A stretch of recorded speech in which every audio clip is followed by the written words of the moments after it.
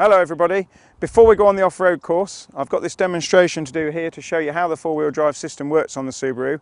It's allowing you to see what the wheels are doing outside the car, because when you're in the car you won't be able to see what's going on. So what makes the Subaru system really good is even with just one wheel with grip you are still able to drive away. So as you can see in front of me here, I've got a set of rollers that I've built specially for this test, and it will show how the system works. These are precision roller bearings.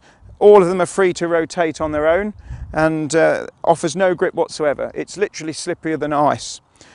As you're probably aware, in a car the power always tries to get out the easiest way, and that will be the wheel with the least grip. So on these rollers we're going to actually have three wheels with no grip. And you'll notice this front roller here is slightly further apart so that the wheel drops into the rollers and creates a resistance. A little bit like trying to climb up a curb, but obviously with no grip it's quite a difficult task. The wheel at the front here is the one that's going to drive you out of this situation. It's the only wheel with any grip. Now an old style conventional four-wheel drive would not get out of these rollers because, as I've already said, the power goes out the easiest way. So if you have a wheel slipping on each axle, this is going to create a problem for the vehicle because the power will go out of each of those slipping wheels, and the offside front is on a roller, so the only wheel with any grip is the near side front. This part of the test is showing the brake traction control, and the way it's going to work, the computer using the wheel speed sensors will detect which wheels are slipping and it will apply a braking force on those wheels. They then become harder to turn than the wheel that's got the grip, and therefore the car will drive forward. Now this car is fitted with a lineartronic transmission, which is a constantly variable transmission. Doesn't have gears in there at all, so it's very, very smooth, very economical on light throttle because it will find its best engine revs, and if you really want to put your foot down, it will also find the best position in the engine rev range to give you maximum power. So a really nice gearbox.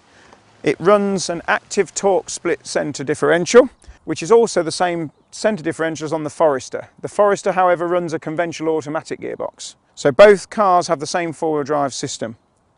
What we're going to do next is put the Forester in the two other rollers. Now these are both with a gap in them, so it's going to be quite a difficult task to drive out, and we'll just get Mike to pull up on the rollers. So we're putting the front wheels in the rollers here. Now both those rollers are wide apart, so it's going to be quite a task to come out of there. And what this will show is the centre diff.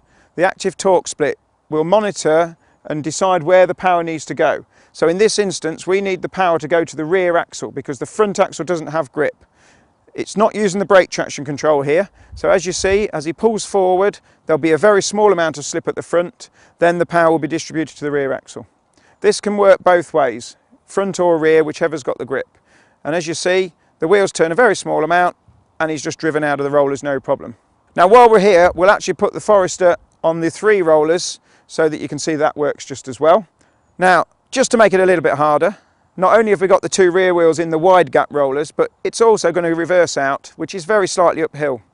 And again, you'll notice these three wheels will spin. The near side front is going to push the car backwards.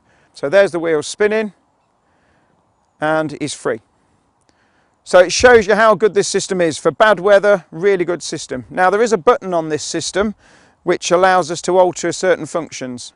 When you start the car up normally, the light will come on as an indication to say that it's working okay, and then the system is operative when the light is off. Now when the light is off, you've got full stability system and traction control. So when we're going off-road, we'll need to deactivate a part of this system. This is the part that will drop the engine revs and power if you get wheel spin. So if you're on the road and you have a slippery corner and you start to accelerate and the car starts to spin the wheels, it will take the throttle away from you for safety reasons so you don't spin out. When we're off-road, certain circumstances, i.e. a bit of mud, steep hills, we need a bit of power to get up there. Now what we don't want is the engine power taken away if we get a bit of wheel spin. So by pressing the button, you'll see a yellow light come on the dash, and that's basically keeping the traction part active, but it's deactivating the limiting part of the engine. So it'll allow the wheels to spin. Brake traction control's on, and it works best in this mode to get you out of snow, ice and mud. Okay, so now you've seen how the demonstration works. You're going to feel this in the car. all you're going to notice is a little bit of a vibration when the system's operating as it's pulsing the brakes. Sounds a little bit like ABS working. The system will do it all for you. All you need to remember, if the traction control system is trying to get you out of a sticker situation, just keep a little bit of power on.